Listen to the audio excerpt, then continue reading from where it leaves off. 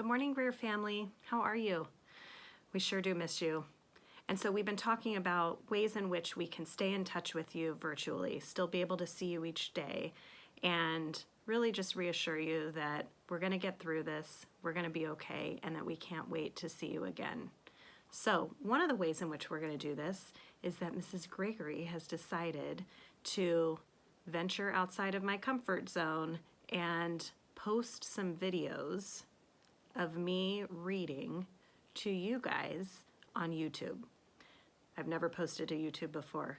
I'm a little nervous, but I'm going to use my growth mindset, work on all of that perseverance that we've been talking about so much this year, and I'm going to do it because I want you to know I miss you, I care about you, and I want to stay connected. So I'm going to be doing a virtual story time each day. I'm going to pick a book throughout the week.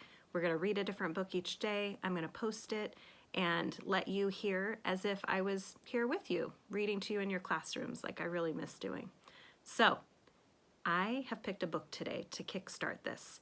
And the reason I picked this book is because it really resonated with me as a reader. I understand a little bit about what this character is going through. And sometimes when things are hard or uncomfortable or we get scared or worried, I like to be able to find books where the characters are also going through that because it helps me not feel so alone with it, and it also gives me some good advice on ways in which I can handle it based off how the character decides to handle her problem and solve it. So the book I'm going to read to you today is called The Quiet Place. And when we get a book, sometimes we want to learn a little more information about it before we read and decide, is this a book we want to listen to? Is this a book we want to read? And so we can look at the blurb. And the blurb oftentimes is found on the back, but guess what? It's not on the back here. So we can look inside, and sometimes you'll find it, if there's a book jacket on, you'll find it here. And that's where this one is. So listen to what this story is about. When Isabel and her family moved to the United States, Isabel misses all the things she left behind in Mexico, especially her Aunt Lupita and the sound of people speaking Spanish. But she also experiences some wonderful new things. Her first snowstorm, and a teacher who always greets her with a big smile. Even better, Papa and her brother Chavo help her turn a large box into her own quiet place, where she keeps her books and toys and writes letters to Aunt Lupita. As she decorates and adds more and more boxes to her quiet place, it is here that Isabel feels most at home in her new country while she learns to adapt to the changes in her life. And I know right now we're all going through a lot of changes. Things are different. Our structure is different. The things we would do each day are different. We're not able to see our friends and our family in the ways in which we did before. We aren't able to see our teachers or your principal or the people here that really, really love you and miss you too. It's hard for all of us. And I have a feeling that that is probably how Isabel is also feeling as the story begins. She's getting ready to have to make some changes. She's going to a new place where she doesn't know anyone. It feels uncomfortable. She doesn't feel safe. She's worried. And I can tell by the pictures here. So here's the family. Looks like they're hugging, saying goodbye to everything that's been so familiar to them before. And they're heading out on a new venture.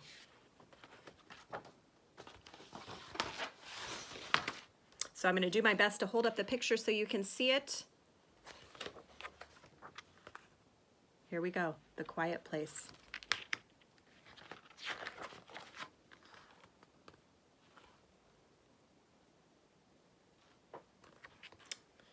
She looks a little anxious, doesn't she? All right, and this book is written in a series of letters that she writes to her Aunt Lupita, and it takes place in 1957. Dear Auntie Lupita, here is my first letter in English. I'm going to practice my new language by writing to you. Thank you for your letter in Spanish. It was so easy to read. I remember most of the English words you taught me, but there are many more to learn. The first day as we crossed the border, the guard said, "Your smile is my antidote to a bad morning." I said, "Muchas gracias, thank you." Then I asked Chavo about antidote. He knew, of course. It means a cure. I am already missing you. Right back soon, Isabel.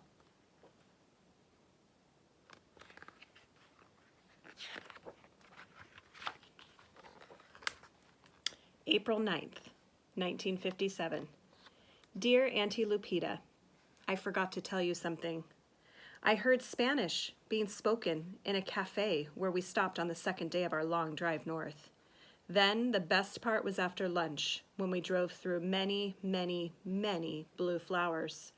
The very next day the sky became that same blue. Chavo said, "We left a sea of blue at our feet and entered an ocean of blue over our heads."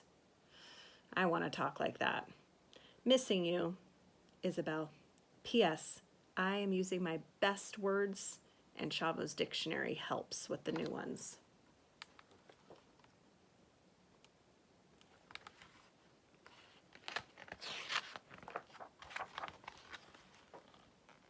April 14th, 1957. Dear Auntie Lupita, we've only been in our new home for 10 days, but most of the boxes are unpacked. I like having our old things around me again. Snow came down all night and made my whole world new. This morning, everything was white. I ran outside and made a snow angel. Do you remember the one we saw in the book at the library last year? Mother says it is a funny time of year for snow, and it will all melt by tomorrow. Where will the snow angel go? Missing you, Isabel.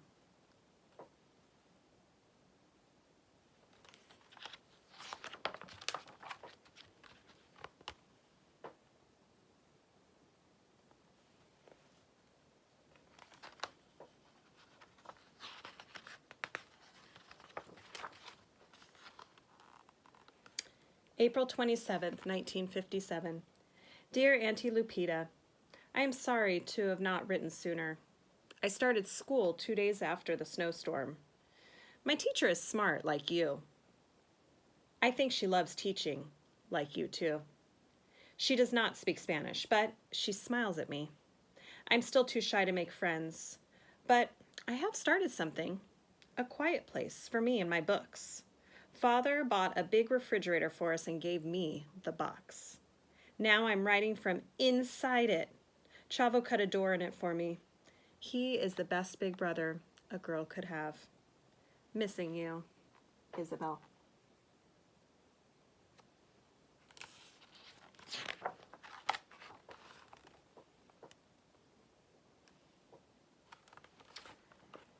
May 4th, 1957.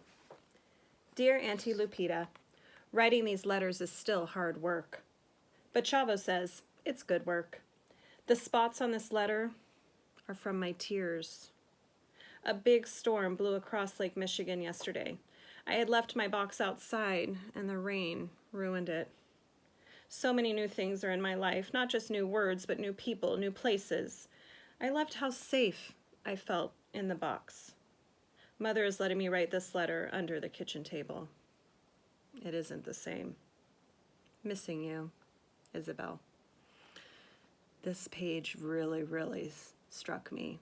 It really helps capture kind of what we're all feeling right now.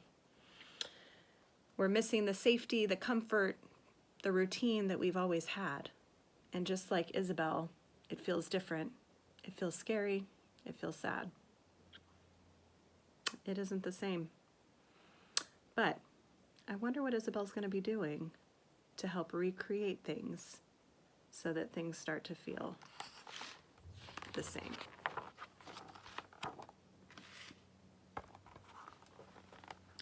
May 18th, 1957. Dear Auntie Lupita, I'm sorry if I made you sad with my last letter. This will be a happy one. Mother has started cooking for birthday parties, just like she did in Mexico. She took me with her today. The mother of the birthday girl came into the kitchen and offered me a party favor. I asked for the biggest birthday box instead. We've brought it home, and Father and Chavo are helping me make a new, quiet place. Missing you, Isabel.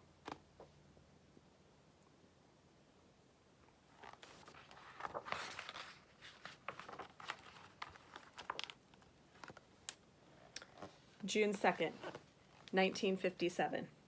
Dear Auntie Lupita, speaking Spanish at home feels safe, but speaking English in class still feels scary. Chavo says that 2 languages are better than 1. He's right. He is going to take a course at the college this summer. My classes are almost over. Mother and I are baking cakes for parties. I'm getting good at beating egg whites and chopping nuts. Are you ready for a new word from me? Mother says that I am trustworthy. I have helped at the last 2 parties. There have been no big boxes. Maybe next letter will bring good news. Missing you, Isabel.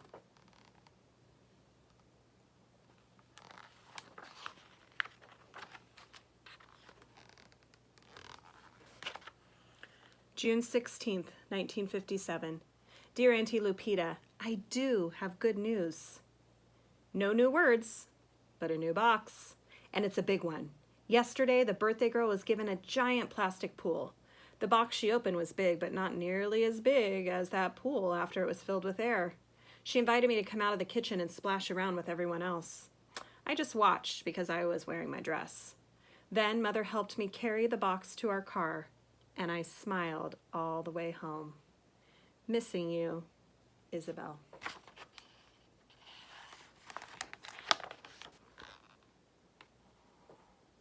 And look at some of the new things that Isabel is trying. She's making origami. Do you remember making origami here? These are all new things that she might not have discovered had she not have had to go through all this. July 7th, 1957. Dear Auntie Lupita, I'm writing this letter from inside my quiet place. July 4th was very noisy, but the pretty fireworks were like big flowers over the lake. It was just like being back home with you. At a party last week, a girl my age was given a dollhouse and many pieces of furniture for it. Everything came in a box that is now a part of my quiet place. There are many rooms. Today, Chavo said, "The colors in your house make me want to dance." Missing you, Isabel.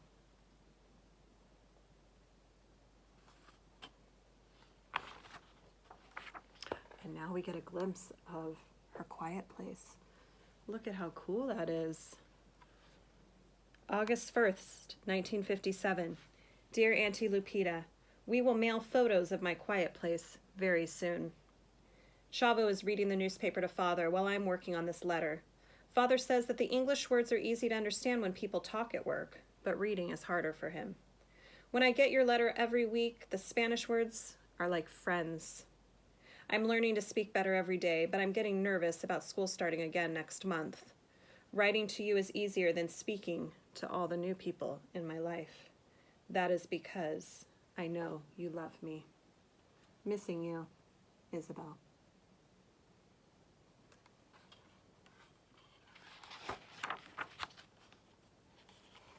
August 4th, 1957. Dear Auntie Lupita, something big happened yesterday. For the first time, there was a birthday party in our neighborhood. After it was over, everyone clapped for us. The mother of the birthday girl said that we had made the best party ever because of the amazing cake. I also sang our birthday song from Mexico in Spanish. But there is more. Before we left, Mother invited all of the families to our house for my birthday. I asked them to bring me their favorite words as gifts. Missing you, Isabel.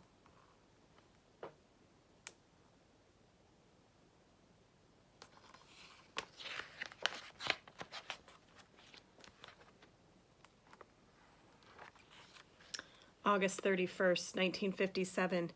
Dear Auntie Lupita, everyone came. Everyone. The words I liked best were sunrise, nightingale, twilight, and lullaby. But the one I like to say out loud is sycamore. Mother made tamales and salsa and guacamole and beans with rice and a chocolate cake. Chavo played his guitar and Father showed the other parents some dance steps. I taught my guests our birthday song. We all sang out the windows. My quiet place was not quiet, but it didn't matter. No one wanted to go home. I hope you can feel my happiness. There is no word big enough. Wishing you were here, Isabel. Oh, and look at what the illustrator did here. The illustrator gave us some secret pages of Isabel's quiet place. Look at how beautiful.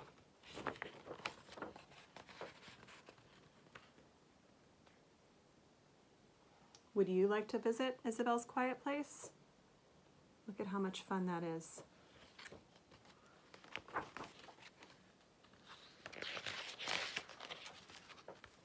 And this last page has no text, no words, but pictures really convey meaning just like words do.